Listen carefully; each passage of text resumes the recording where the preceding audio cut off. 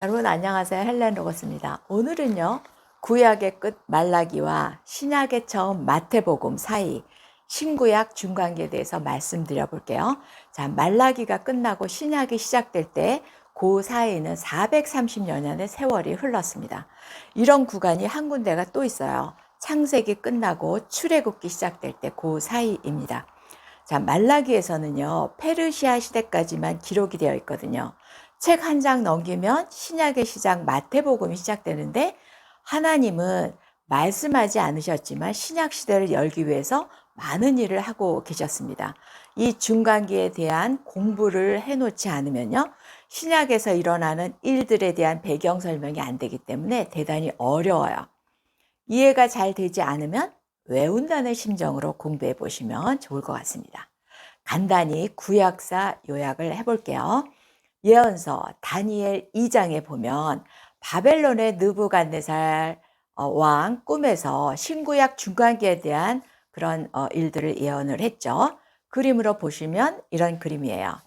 자, 포를 참고해 보시면 솔로몬 왕 때 통일 왕국이 남북으로 분열되어서 북이스라엘은 BC 722년에 아수르에 망하고 남유다는 BC 586년에 바벨론에 망했어요. 남유다가 망함으로써 바벨론의 포로로 끌려가서 70년간 살았죠. 영원할 것 같았던 바벨론도요. 70년 만에 망한 거예요. 누구한테? 페르시아요. 자, 페르시아 200년 동안 지배를 했거든요. 그 사이 3차에 걸쳐서 포로 기한 시대가 있었죠. 여기까지 우리가 구약 말라기에서 대한 이야기인 거예요. 그리고 세계사 속에서 그리스의 알렉산더가 페르시아를 정복하고 헬라 제국이 시작되었어요.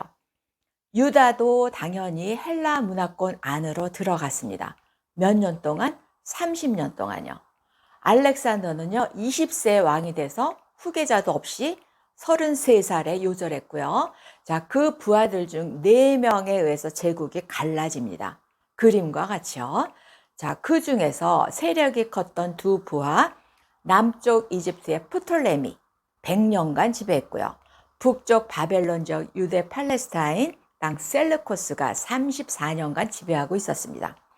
이집트를 중심으로 한 프톨레미는요, 꽤 똑똑하고 학구적이었어요. 수도 알렉산드리아에서 히브리 성경을요, 헬라 성경으로 번역한 70인령을 발간하게 됩니다.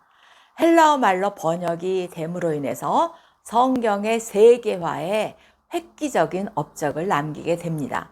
이때 유다는요, 그리스 지역에서 기반을 둔 헬레니즘에 노출되고 있었어요. 헬레니즘이란 뭐냐? 그리스적인 사상, 문화에서 유래하는 정신이고요. 특징은 다신교 플러스 인본주의였고요. 철학이 발달되어 있었어요. 여러분들 아시다시피 소크라테스, 플라톤, 아리스토텔레스 등이 있죠. 자, 신약 성경의 많은 부분이 이 헬라 문화를 배경으로 하고 있습니다. 이때 세력이 커진 찐 헬라인인 셀루코스 왕조가 북쪽에서 안티오코스 4세는요. 반유대적인 칙령을 내리게 됩니다. 자기들의 정체성 헬레니즘을 지키기 위해서요. 유대교 핍박으로 이어진 거예요.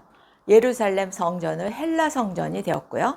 유대인들이 싫어하는 돼지고기를 제물로 바쳤고 돼지피를 제단에 뿌리고요. 율법과 안식일 할례를 하며 사형에 처하게 됩니다. 이런 상황에서 유대의 정신이 전멸될 위기에 하시딤 운동이 일어납니다. 레지스탕스 같은 성경으로 돌아가자, 유대인으로 살자, 에스라의 종교개혁 잊었는가 하면서 반헬라 문화를 주장하는 보수파 유대인들의 반란이었습니다.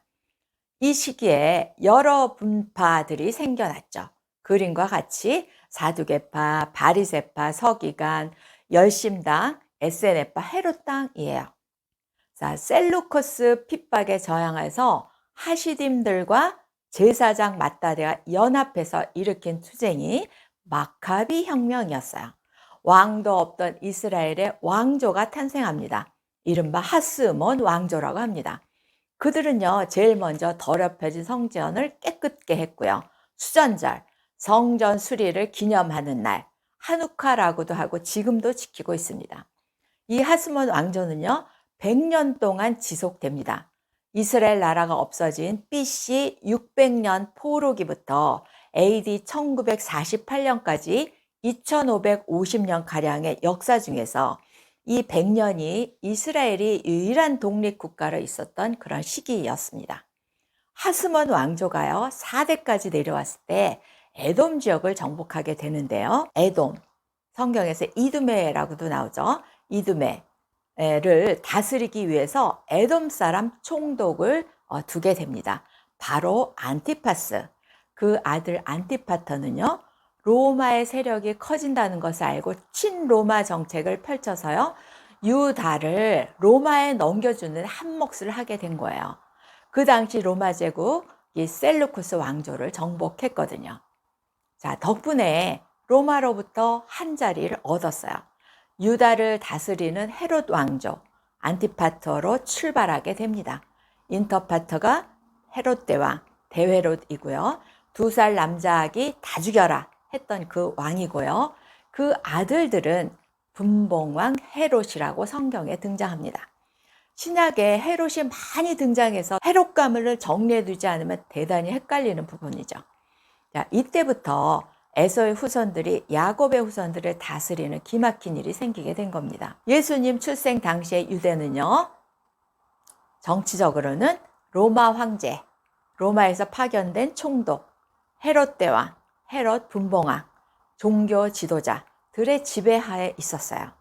문화적으로는 헬라 문화, 그리스 문화죠.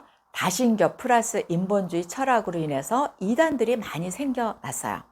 사회적으로는요, 로마와 에돔 사람 헤롯 가문에 붙어서 권력을 누리는 종교 지도자들이 판을 치고 있어서요, 엄청나게 혼란한 그런 상황 가운데 있었습니다. 자, BC 63년 로마의 폼페이 장군에 의해서 예루살렘 성전이 함락됩니다. 당연히 이스라엘 백성들은 삶은 피폐해졌고요. 메시아를 기다리는 마음이 간절했어요. 그런 상황에서 예수님이 오시게 되었고 신약이 열리게 된 겁니다. 신구약 중간사였습니다. 여러분 감사합니다. 안녕히 계세요.